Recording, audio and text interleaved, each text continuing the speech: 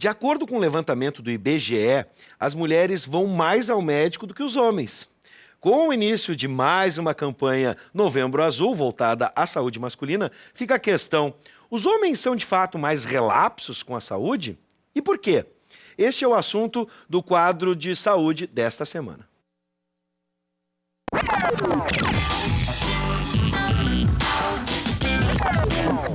Para falar sobre o Novembro Azul e outros cuidados com a saúde masculina, vamos conversar com o urologista e integrante da Sociedade Brasileira de Urologia, Dr. Pablo Cambeses Souza. Seja bem-vindo, Dr. Pablo. Boa tarde.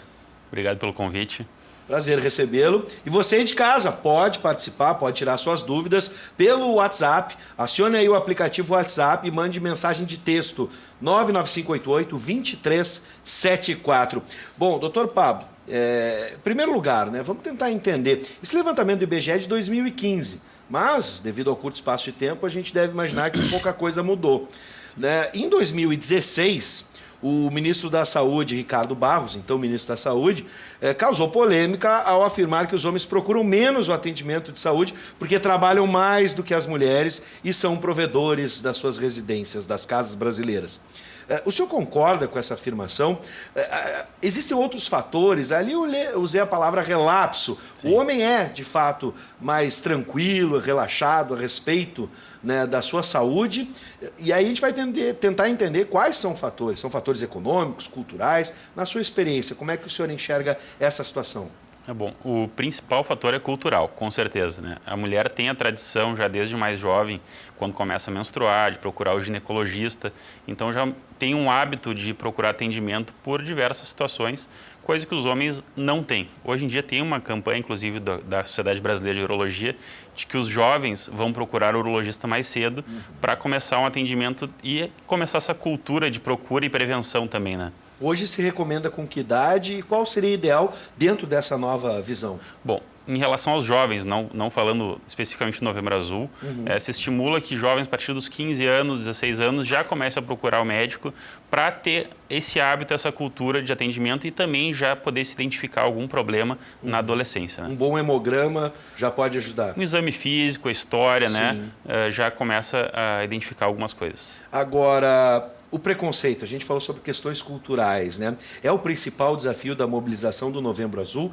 Acredito que não só, de que forma essas questões culturais, o preconceito, por exemplo, pode atrapalhar nos cuidados da saúde masculina, num geral, não só com o câncer de próstata, também a gente tem a questão da impotência sexual, a gente tem outros fatores. Me parece que em um determinado momento os homens têm uma dificuldade muito grande em conversar com o médico, em se abrir com o médico, Por exemplo, estou com um problema na minha atividade sexual, isso parece que diminui o cidadão e aí ele não quer se expor nem para o médico, num ambiente fechado, Na verdade, eu acho que essa barreira é um pouco anterior, é a ida ao consultório.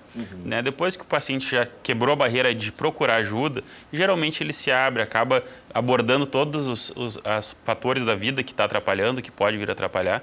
Isso de acordo com o médico também, que tem que abordar essas coisas também. Mas eu acho que essa cultura vem mudando, Essas campanhas, como o Novembro Azul, ela ajuda muito em alertar a população e fazer com que o homem, principalmente, procure ajuda e procure atendimento, não só quando está doente, quando está mal, mas também quando está procurando prevenir as doenças ou, pelo menos, fazer um diagnóstico precoce. Bom, o Novembro Azul é a conscientização, e busca a conscientização. Essa campanha traz resultados. O homem, por exemplo, ele acaba lembrando que tem que ir no médico, na sua experiência, doutor, só em novembro, ou durante o ano a gente deve acompanhar, não só com sintomas, mas, por exemplo, com que frequência os homens a partir dos 40, 50 anos devem ir ao médico, não só pensando na questão do câncer de próstata, pensando na sua saúde. Na verdade, em novembro a gente tem uma demanda um pouco maior devido à campanha, com certeza, Mas ao longo de todo o ano a gente tem pacientes que nos procuram por diversos motivos, E o tipo de acompanhamento ou a periodicidade é individualizada, Cada paciente vai ter a sua história, os seus exames avaliados e ver com qual periodicidade vai ser a ideal para cada um. Bom, a gente viu ali na reportagem duas formas agora vamos falar do câncer de próstata, né? Diagnosticar o câncer de próstata. De fato, o câncer de próstata é uma das maiores ameaças que o homem, assim como existe o Outubro Rosa, onde se fala do câncer de mama, o câncer de próstata é um dos principais, hoje, fatores de risco para os homens. E existem outras formas, existem, por exemplo, além dos exames, sintomas que a gente pode observar e que indicariam, por exemplo, um câncer de próstata? Bom, começando pelo início da pergunta, né, em relação ao diagnóstico. O diagnóstico ele é feito através da biópsia de próstata. Né? A biópsia é que determina se tem câncer ou não. Como que a gente chega até a biópsia? Né? A gente vai ter exames preliminares, como o PSA, o toque retal. Hoje em dia tem se lançado mão também da ressonância magnética para ajudar, para ver se o paciente tem indicação de fazer a biópsia ou não. Né? Aí que se define, depois da biópsia que diagnosticou confirmado de câncer, se define o tratamento. Sim. Em relação à prevalência, né? O câncer de próstata é o segundo câncer mais comum no homem. Né? Ele só perde para o câncer de pele não melanoma, que é o câncer mais simples de pele, né? Que são mais facilmente tratados, não são tão graves geralmente, né? Então é o principal tumor do homem e que causa muitas mortes também. Sim. Você aí de casa, se tem alguma dúvida, manda pra gente. 99588-2374, não só a respeito do câncer de próstata, mas da saúde masculina. Doutor, nesse caso, o exame, o toque, ele ainda é necessário? A gente pode ter um diagnóstico sem algum desses exames ou a combinação dos dois é a mais eficaz? O ideal é a combinação. Tá? Óbvio, se avalia individualmente, novamente, né, qual paciente que vai precisar fazer o toque, vai precisar fazer o PSA, que talvez faça uma ressonância ou não, e dependendo desses fatores, a gente vai ver a necessidade de fazer a biópsia. Mas, como eu falei, o melhor é que se faça o PSA e se avalie a necessidade ou não do toque. Bom, hoje o que leva ao câncer de próstata são questões genéticas, hereditárias. A gente tem aí os péssimos hábitos como o álcool, o tabaco, enfim, até mesmo o estresse, né? Essa vida corrida que a gente tem hoje em dia, isso pode contribuir para o câncer de próstata? Bom, como fatores de riscos bem definidos, a gente tem a hereditariedade, né? Familiares de primeiro ou de segundo grau. Né? Pacientes são afrodescendentes também têm um maior risco de câncer de próstata e pacientes obesos. Os restantes fatores de risco não têm bem definido, esses são bem estabelecidos. Né? Em relação a sintomas, né? O câncer de próstata inicialmente não tem sintoma nenhum. Né? Por isso a importância de uma procura do médico, que ele possa fazer uma análise inicial para ver se esse paciente pode ou não ter o câncer, mesmo sem nenhum sintoma. Esse é um dos perigos da doença. Geralmente a pessoa procura o médico e tem algum problema que está incomodando. Inicialmente o câncer de próstata não incomoda, então ele tem que ser diagnosticado através dos exames, exame físico e exames laboratoriais.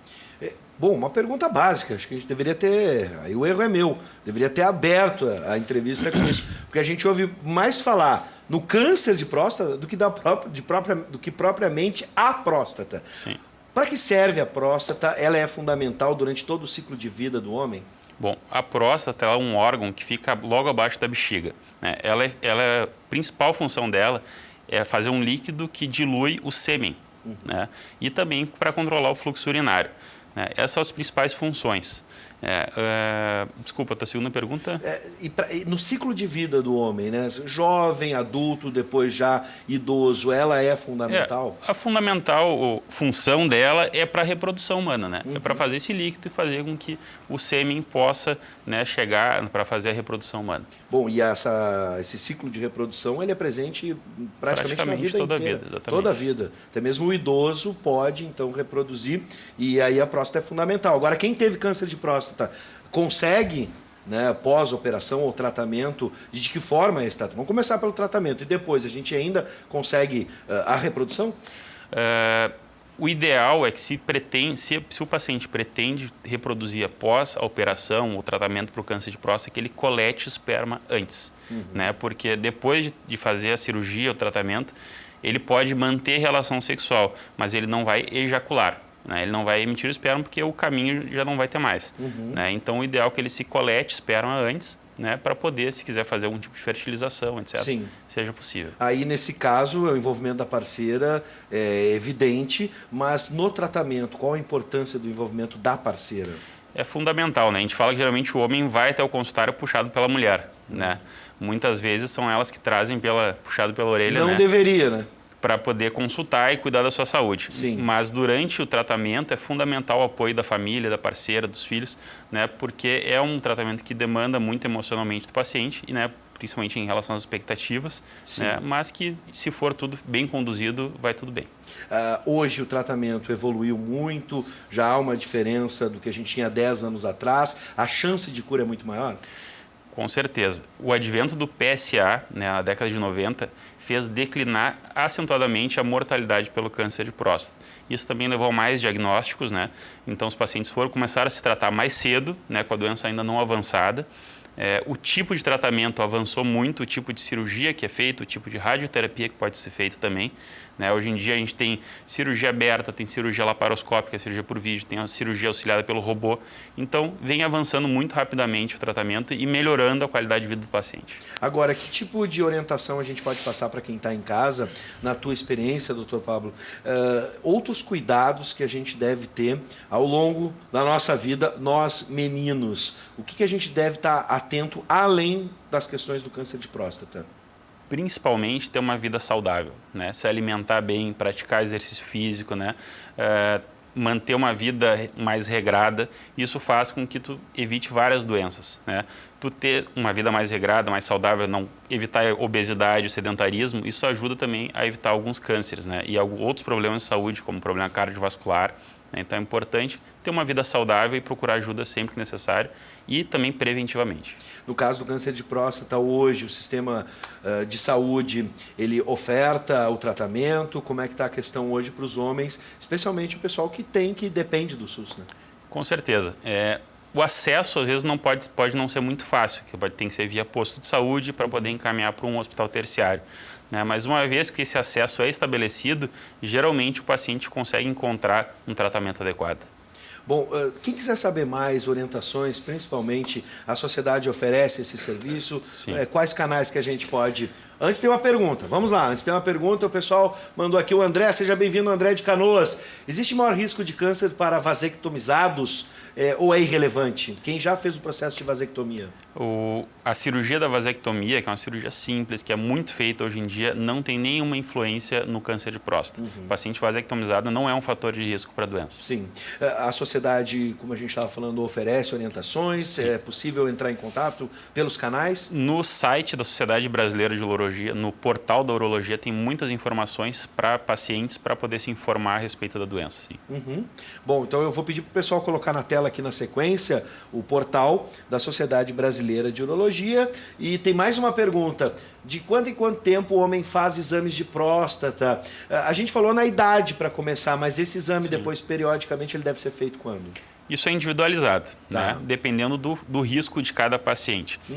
De regra, geralmente acaba sendo anual para um paciente que não tem um risco maior. Mas isso pode variar de paciente para paciente. E as questões hereditárias são fundamentais? Exato, com certeza. Bom, quem teve, por exemplo, pai, avô, enfim. Especialmente no lado paterno ou materno também? Independe. Familiar de primeiro grau ou de segundo grau. Perfeito. Bom, antes do próximo bloco, está aqui, ó. Aqui, esse é o espaço, né? É o portal da urologia, da Sociedade Brasileira de Urologia. Você pode ter as informações pelo portal. Bom, quero agradecer, doutor Pablo Cambese Souza, seja sempre bem-vindo. Um abraço a todos da Sociedade Brasileira de Urologia. E vamos lá, vamos acabar com isso. Tá mudando, doutor. Mas os guris têm que, né, não tem que ser puxado pela orelha pelas meninas para que a gente possa fazer os exames sem essa bobagem, né? Ninguém fica mais ou menos homem porque faz o exame de toque. Vamos combinar, por favor, né?